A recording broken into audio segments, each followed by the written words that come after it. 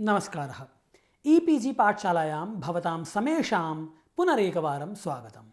अहमस्मि श्यामदेवमिश्रः।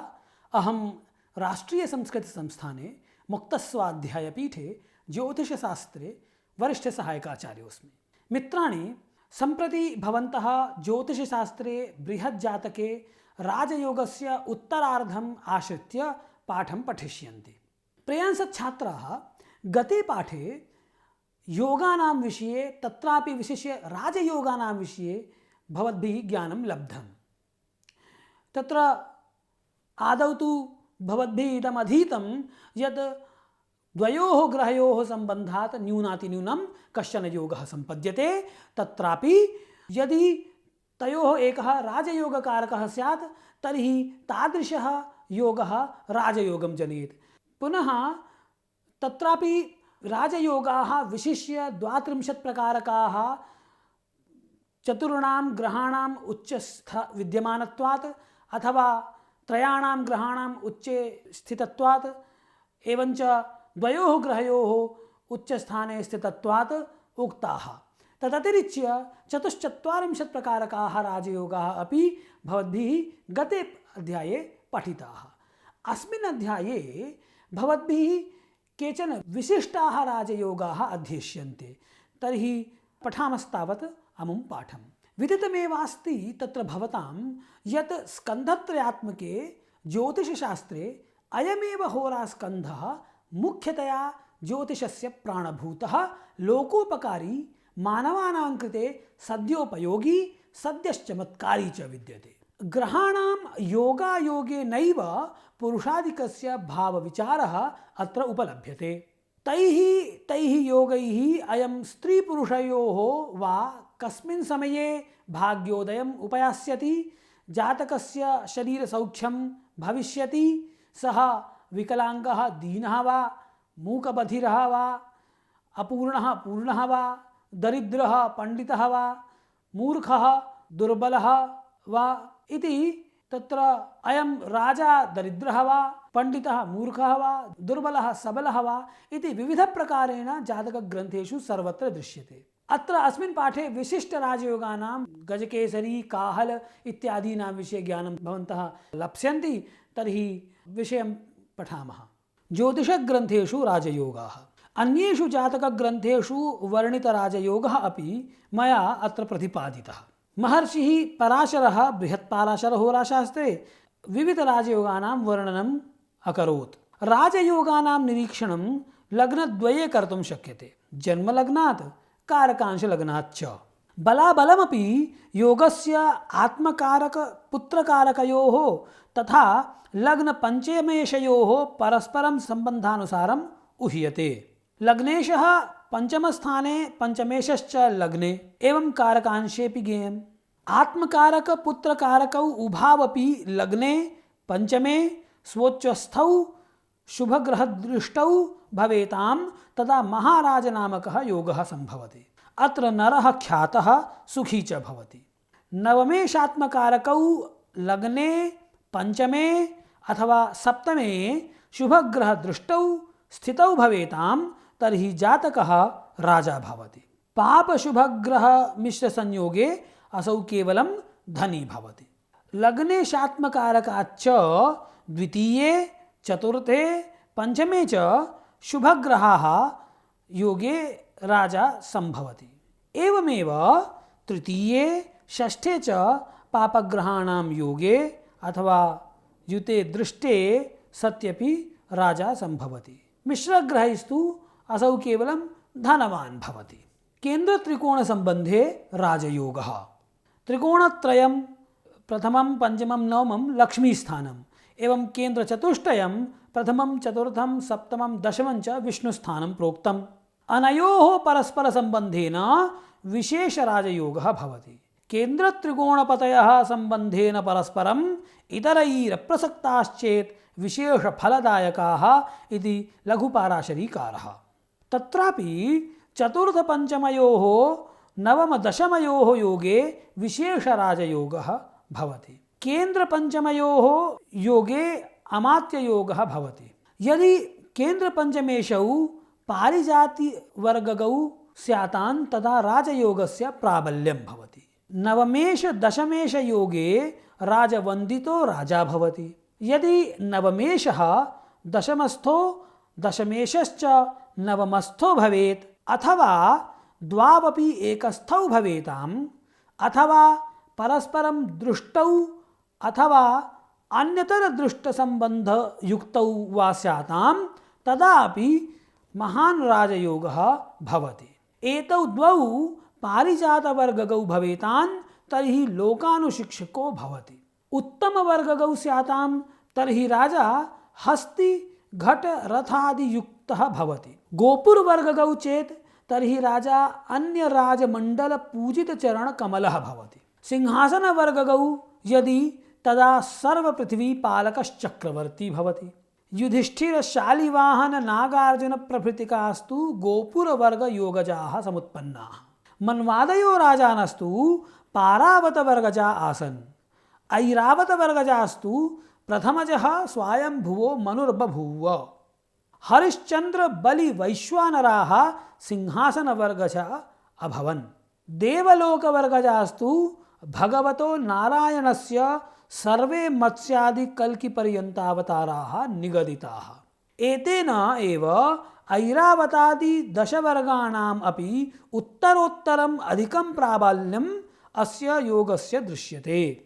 तत्र पारिजातादि दशवर्गजाताः संज्ञाविशेषाः मूलत्रिकोणस्वगृहोच्च भागवर्गोत्तमानां दशवर्गजानां संयोगजातोत्तमनाम पूर्वा वैशेषिकांशा इति ते वदन्ति।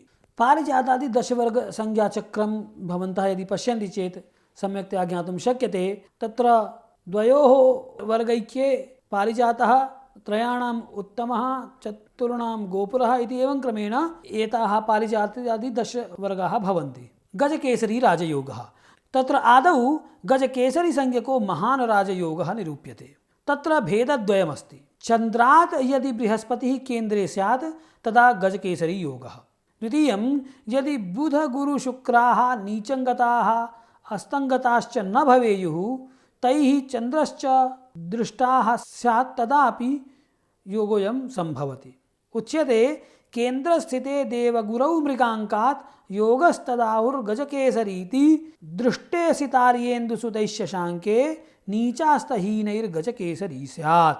तत्र उदाहरणं पश्यामः। तत्र तुला लग्नस्य कुण्डल्यां लग्ने चन्द्रः वर्तते अथ च लग्नात् दशमे कर्कराशौ गुरुः वर्तते। एवं प्रकारेण अयं गजकेसरी योगः सम्पद्यते। गजकेसरी योगे उत्पन्नस्य जातकस्य फलमपि आचार्येण उक्तम्। तदुच्यते गजकेसरी संजातस्तेजस्वी धनधान्यवान् मेधावी गुणसम्पन्नो राजप्रियकरो भवेत्। अर्थात् अत्र उत्पन्नः नरः मेधावी गुणसम्पन्नः राजा राजप्रियकरो वा धनवांश्च भवति। अन्य राजयोगाः। अमलयोगः। लग्नात् चन्द्राच्च दशमे शुभग्रहः स्थितश्चेत् आमलाख्यः योगः सम्भवति। अस्मिन् योगे जातः पुरुषः राजपूज्यः महायोगी दाता बन्धुजनप्रियः परोपकारी गुणवांश्च भवति। जातकग्रन्थेषु अमलायोगस्य लक्षणं लग्नाद्वा चन्द्रलग्नाद्वा दशमे शुभसंयुते योगोऽयम् अमला नाम कीर्ति राचन्द्रतारिकी राजपूज्यो महायोगी दाता बन्धुजनप्रियः परोपकारी गुणवान् अमला योगसम्भवः। अत्र उदाहरणं पश्यतु। मीनलग्ने लग्नस्थः गुरुः वर्तते। तस्मात् केन्द्रे चतुर्थभावे चन्द्रः अथ च शुक्रः दशमभावे। चन्द्रात् पश्यन्तु चन्द्रलग्नात् अपि सप्तमे शुक्रः एवं दशमे गुरुः वर्तते। तर्हि लग्नात् अथवा चन्द्रात् यदि दशमे शुभग्रहाः स्युः तर्हि अयम् अमलायोगः सम्पद्यते। पुनः पर्वतयोगः। सौम्येषु केन्द्रगृहगेषु सपत्नरन्ध्रे शुद्धेऽथवा शुभयुते यदि पर्वतः स्यात् लग्नान्त्यपौ यदि परस्पर केन्द्रयातौ मित्रेक्षितौ भवति पर्वतनाम योगः। अस्य फलमपि उच्यते। भाग्यान्वितः पर्वतयोगजातो विद्याविनोदाभिरतः प्रदाता कामी परस्त्री जनक्लिन्नलोलः तेजो यशस्वी पुरनायकः स्यात्। अस्य योगस्य भेदद्वयमस्ति। केन्द्रेषु शुभग्रहाः भवेयुः। षष्ठाष्टमौ भावौ शुद्धौ अर्थात् ग्रहरहितौ भवेताम्। अथवा शुभग्रहयुतौ यदि भवेतां तदा पर्वतो नामकः योगः। एवमेव अथवा यदि लग्ने द्वादशेषौ परस्परं केन्द्रयातौ मित्रदृष्टौ च भवेतां तदा अपि अयं योगः सम्भवति। एतद् योगजः नरः भाग्यान्वितः, विद्याविनोदरतः, दाता, कामी, परस्त्रीरतः, यशस्वी, तेजस्वी, पुरनायकश्च भवति। उक्तं यथा अत्र अस्यां कुण्डल्यां सर्वे शुभग्रहाः केन्द्रे स्थिताः सन्ति। प्रथमे पश्यन्तु, तत्र बुधः शुक्रश्च चतुर्थे, चन्द्रः सप्तमे एवं गुरुश्च दशमे इति तुलालग्नस्य कुण्डल्याम्। अतः अत्र पर्वतनामकः योगः सम्पद्यते। पुनः काहलराजयोगस्य लक्षणं तत्फलञ्च। अन्योन्यकेन्द्रगृहगौ गुरुबन्धुनाथौ लग्नाधिपे बलयुते यदि काहलः स्यात्, कर्मेश्वरेण सहिते तु विलोकिते वा स्वोच्चस्वके सुखपतौ यदि तादृशः स्यात्। अस्य फलमुच्यते ओजस्वी साहसी मूर्खश्चतुरङ्गबलैर्युतः यत्किञ्चिद् वाग्मनाथस्तु जातः स्यात् काहले नरः। भेदद्वयम् अस्य योगस्य उक्तम्। तत्र यदि गुरुः चतुर्थेशश्च परस्परं केन्द्रस्थौ भवेतां तथा लग्नेशश्च बलवान् स्यात् तदा काहलनामकः योगः सम्पद्यते। तत्र प्रथमे उदाहरणे पश्यतु, मेषलग्ने चन्द्रः वर्तते, गुरुश्च सप्तमे तुलायाम् अथ च मङ्गलः दशमे मकरे। अत्र गुरुचतुर्थेषौ परस्परं केन्द्रस्थौ, चतुर्थेशः वर्तते चन्द्रः अथ च मङ्गलः।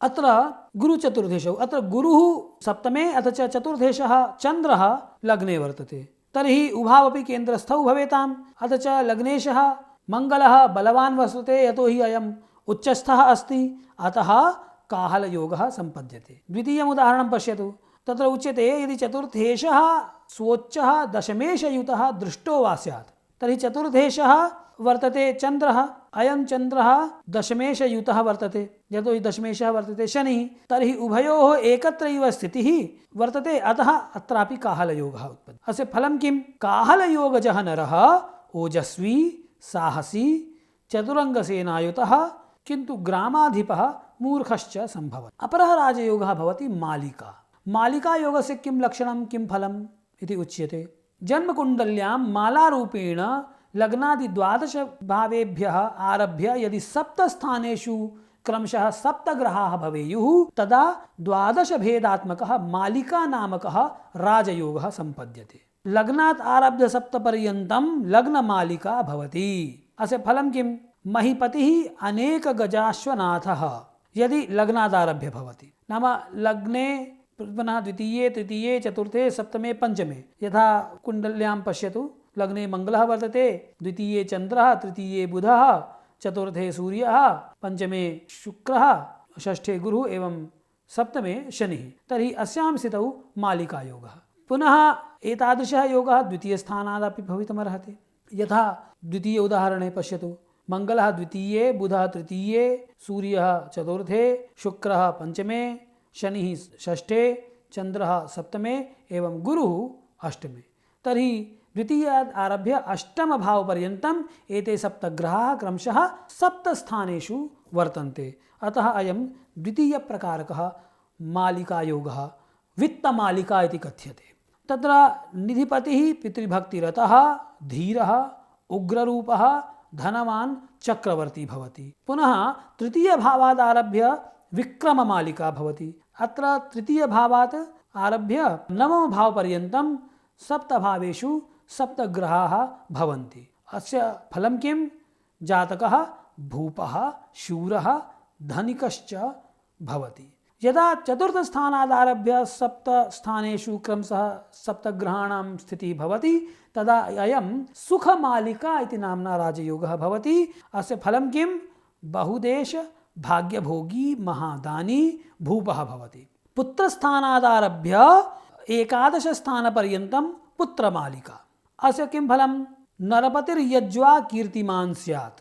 पुनः 6 स्थानादारभ्य 6 मालिका।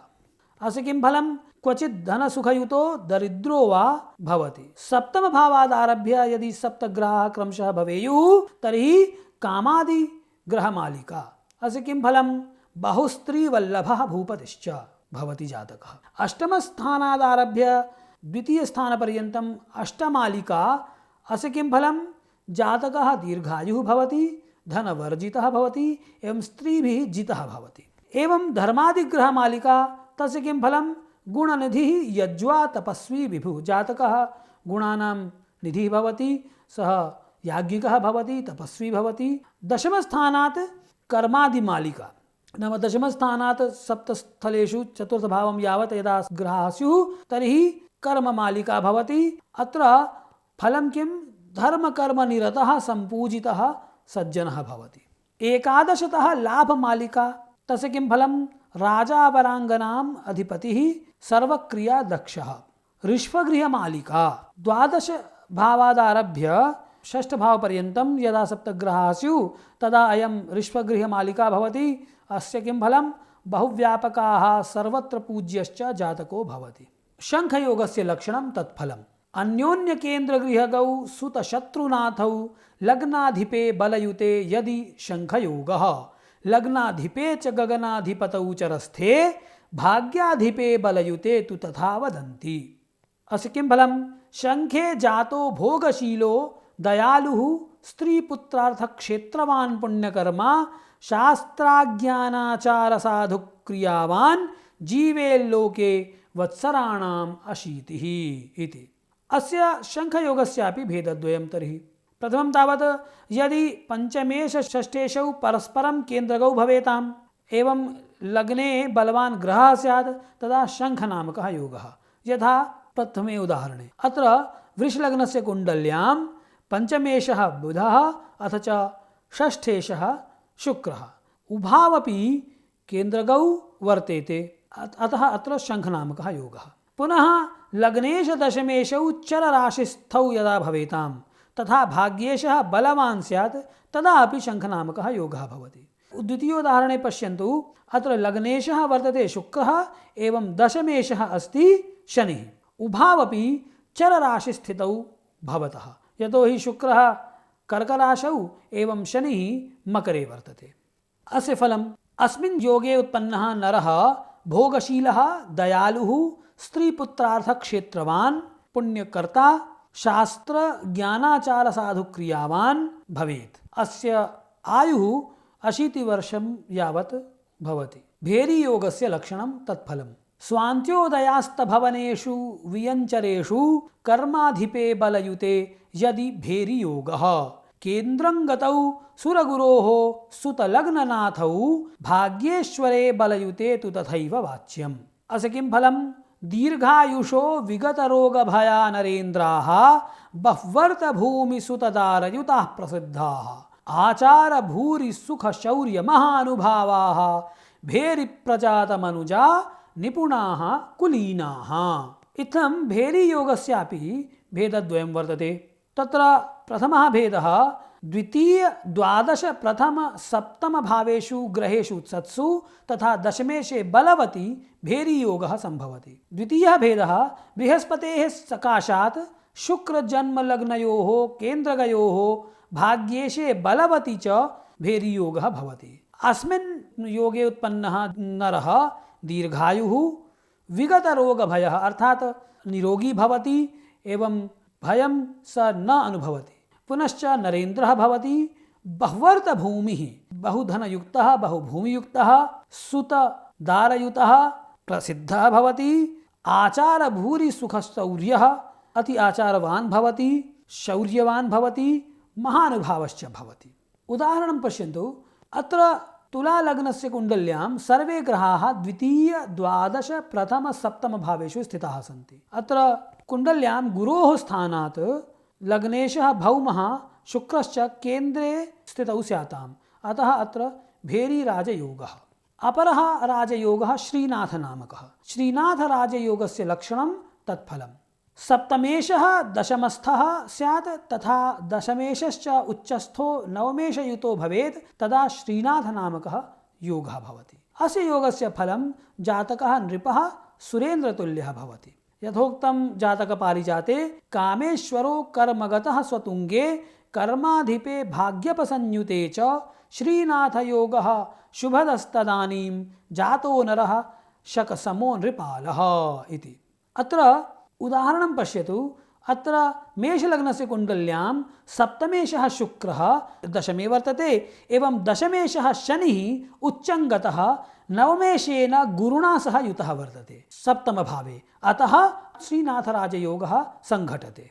शारदायोगः दशमेशे पंचमस्थे बुधे केन्द्रगते सिंहराशिमुपगते इति वीर्यान्विते सूर्ये शारदासंज्ञकः योगः भवति।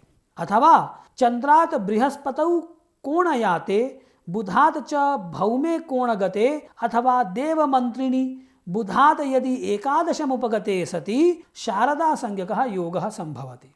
शारदायोगस्य किं फलं तदुच्यते? स्त्रीपुत्रबन्धु सुखरूपगुणानुरक्ता भूपप्रिया गुरुमही सुरदेवभक्ता विद्याविनोदरतिशील तपोबलाढ्याः जाताः स्वधर्मनिरताः भुवि शारदाख्ये। अर्थात अस्मिन् योगे समुत्पन्नः जातकः धनी मानी सुखी स्त्रीपुत्रयुतो धर्मात्मा च सम्भवति। लक्ष्मीराजयोगस्य लक्षणं तत्फलं। केन्द्रे मूलत्रिकोणस्थे भाग्येशे परमोच्चगे। भाग्येशः यदा परमोच्चे स्यात् अथवा केन्द्रे भवेत् अथवा मूलत्रिकोणे स्थितः स्यात् लग्नाधिपे बलाढ्ये च एवं लग्नाधीशः बलवान् भवेत् तर्हि लक्ष्मी संज्ञकः राजयोगः सम्भवति। लग्नाधिपे बलाढ्ये च लक्ष्मीयोगः इति रीतः। अस्य किं फलं? गुणाभिरामो बहुदेशनाथो विद्या महाकीर्तिरनङ्गरूपः दिगन्तविश्रान्तनृपालवन्द्यो राजाधिराजो बहुदारपुत्रः इति। भाग्येशे केन्द्रे मूलत्रिकोणे परमोच्चे च सति लग्नेशे च बलान्विते सति लक्ष्मीनामकः राजयोगः सम्भवति। योगेऽस्मिन् उत्पन्नः नरः गुणवान् बहुदेशाधिपतिः विद्वान् महाकीर्तियुक्तः कामदेवसदृशः बहुदारयुतः राजाधिराजश्च भवति। अत्र उदाहरणं पश्यतु। मेषलग्नस्य कुण्डल्यां भाग्येशः गुरुः उच्चङ्गतः चतुर्थभावे स्थितः भवति। अथ च लग्नेशः मङ्गलः अपि बलान्वितः वर्तते, यतो हि सः उच्चङ्गतः सन् नवमेशेन गुरुणा दृष्टः अस्ति। अतः अस्यां स्थितौ अयं लक्ष्मीनामकः राजयोगः संगच्छति। अस्य फलमपि भवद्भिः ज्ञातमेव। पुनः चान्द्रयोगाः। चन्द्रवशात् ये राजयोगाः उत्पद्यन्ते तेषां विषये चर्चां कुर्मः। चन्द्रात् ये योगाः उत्पद्यन्ते ते चान्द्रयोगाः। चन्द्रात् द्वितीयस्थाने ग्रहश्चेत् सुनफा नामकः योगः भवति। एवं चन्द्रात् द्वादशे यदि कोऽपि ग्रहः भवति चेत् तदा अनफा नामकः योगः। एवं उभयत्र यदा ग्रहौ स्यातां तदा दुरुधरा नामकः योगः सम्पद्यते। उभयत्र यदि ग्रहाभावः भवति नाम लग्नात् द्वितीये द्वादशे च यदि कोऽपि ग्रहः न स्यात् तर्हि केमद्रुम नामकः योगः सम्भवति। आद्ययोगत्रयस्य फलं तु उत्तमं, किन्तु चतुर्थं नेष्टम्। अन्येषु अनेकयोगेषु सत्स्वपि केमद्रुमयोगः यदि भवति तर्हि जातकस्य कृते हानिः भवति। केमद्रुमयोगभङ्गे अपि कानिचन लक्षणानि पराशरेण निगदितानि। यदि चन्द्रः शुभग्रहः दृष्टश्चेत् सर्वे ग्रहाः केन्द्रस्थाः भवेयुः तदा अयं केमद्रुमयोगः विनश्यति। तथा हि उच्यते सर्वे खेटाः केन्द्रचतुर्थेषु संस्थः दृष्टो योगश्चापि केमद्रुमोऽयं दृष्टं सर्वं स्वफलं स विहाय कुर्युः पुंसां सत्फलं वै विचित्रम्। तथा हि जातकपालजातकारः निशाकरे केन्द्रगते भृगौ वा जीवेक्षिते नैव दरिद्रयोगः। यदा निशाकरः चन्द्रः केन्द्रस्थः भवेत् एवं भृगुणा अथवा जीवेन अर्थात गुरुणा ईक्षितः दृष्टः भवेत् तर्हि दरिद्रयोगः न सम्भवति। तथैव शुभान्विते च शुभमध्यकेन्द्रौ जीवेक्षिते नैव दरिद्रयोगः। यदि चन्द्रः शुभग्रहैः युक्तः स्यात् अथवा शुभग्रहद्वयमध्यगतः भवेत् एवं एतादृश्यां स्थितौ सः जीवेन गुरुणा दृष्टः भवेत् तर्हि दरिद्रयोगः न सम्भवति। सौरयोगाः। चन्द्रं विना सूर्यात् द्वितीयस्थे ग्रहे वेशी द्वादशस्थे वाशी उभयस्थे उभयचरी नामकः योगः सम्भवति। एते त्रयः योगाः अपि प्रायः शुभफलदाः। पञ्चमहापुरुषयोगाः। अत्र राजयोगानां मध्ये पञ्चमहापुरुषयोगानामपि वैशिष्ट्यं वर्तते।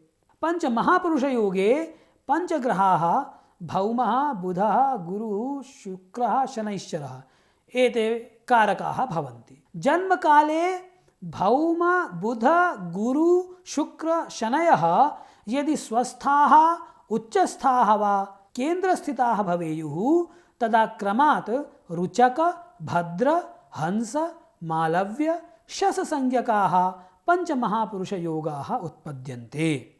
तदुच्यते मूलत्रिकोणानि जङ्गे गृहोपयाता भौमाज्ञजीवासित भानुसुतावलिष्ठाः केन्द्रस्थिता यदि तदा रुच, भद्र, हंस, मालव्य, शश योगकराः भवन्ति इति। एतेषां योगानां वर्णनं प्रायः सर्वेषु जातकग्रन्थेषु विस्तरेण उपलभ्यते। एतेषां योगानां फलमपि श्रेष्ठमस्ति। रुचकयोगस्य फलं जातः श्रीरुचिके बलान्वितवपुः श्रीकीर्तिशीलान्वितः शास्त्री मंत्र जपाभिचार कुशलो राजाथवा तत्समः लावण्यारुण कांति कोमलतनुस्त्यागी जितारिर्धनी सप्तत्यब्दमितायुषा सह सुखी सेनातुरंगाधिपः।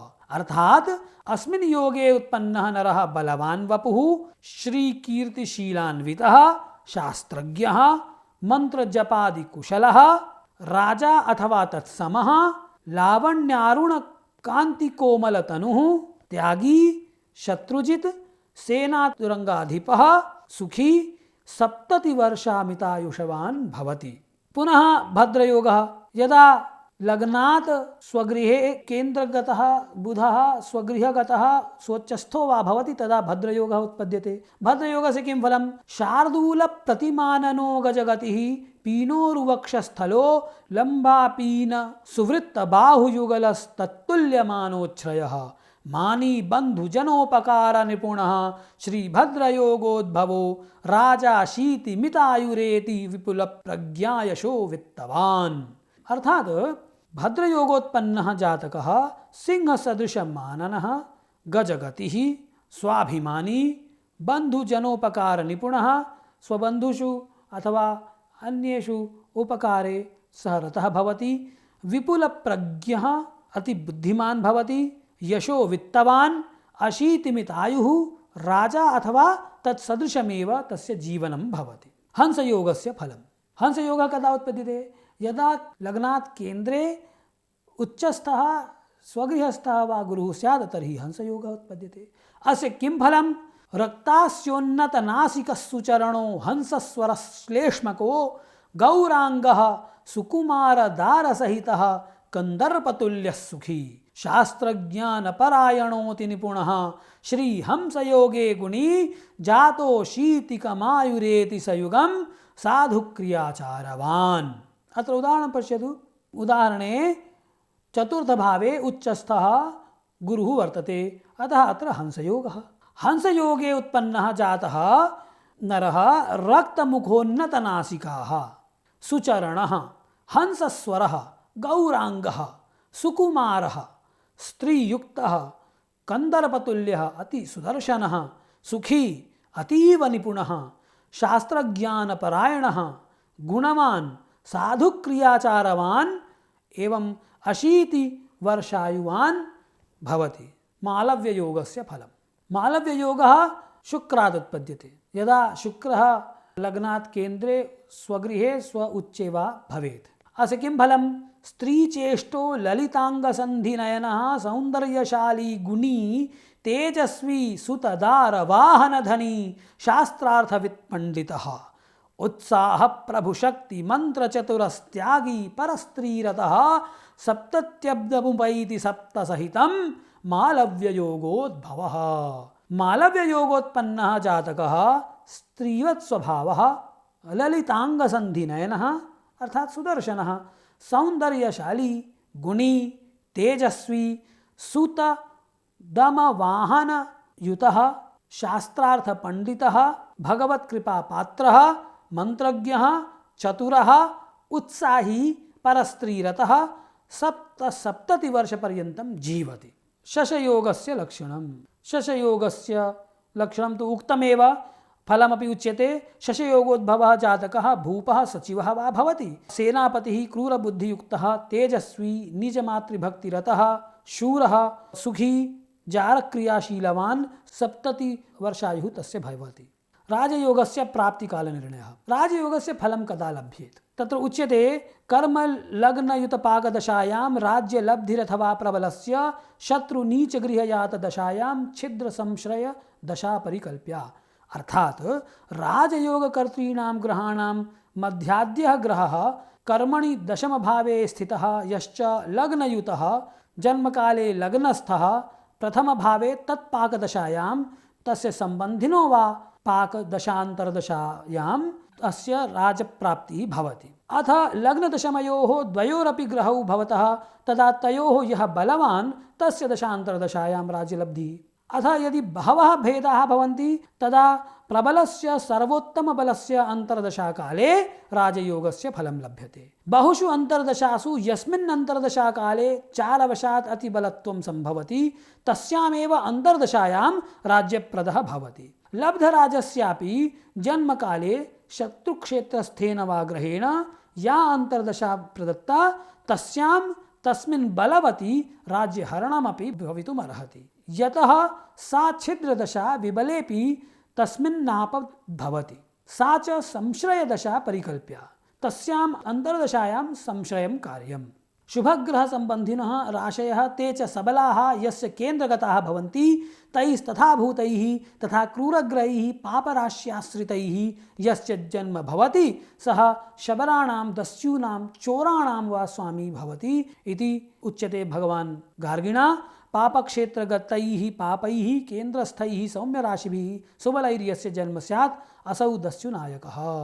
प्रियांसत् छात्राः इत्थम् अस्मिन् पाठे भवन्तः विशिष्टानां राजयोगानाम् अध्ययनं कृतवन्तः। तत्र गजकेसरी, काहल, पर्वत, चामर, लक्ष्मी, श्रीनाथ इत्यादि बहवः योगाः आसन्। एतेषां योगानां शुभफलमपि भवद्भिः अधिगतं। पुनश्च केचन चान्द्रयोगाः भवन्ति, नाम चन्द्रात् उत्पद्यन्ते। चन्द्रात् द्वितीये, द्वादशे अथवा उभयोः स्थलयोः रविं हित्वा यदि ग्रहाः सन्ति तर्हि क्रमशः सुनफा अनफा दुर्धरा योगः भवति। तदतिरिच्य रविजाः योगाः अपि भवन्ति, वेशिवाशि उभचरी योगाः। अथ च राजयोगस्य अवाप्तिः कदा सम्भवेत् इति अस्मिन् विषये उच्यते। यः राजयोगकारकः प्रबलः ग्रहः भवति तस्य दशान्तर्दशायाम् अस्य प्राप्तिः भवति इति मन्ये। अस्य अध्यायस्य अध्ययनेन विशिष्टराजयोगसम्बन्धिनः विषयाः पूर्णतया स्फुटाः भवेयुः। मन्ये अस्य पाठस्य अध्ययनेन विशिष्टराजयोगसम्बन्धी सर्वेपि विषयाः भवद्भिः बुद्धाः स्युः इति शं धन्यवादाः।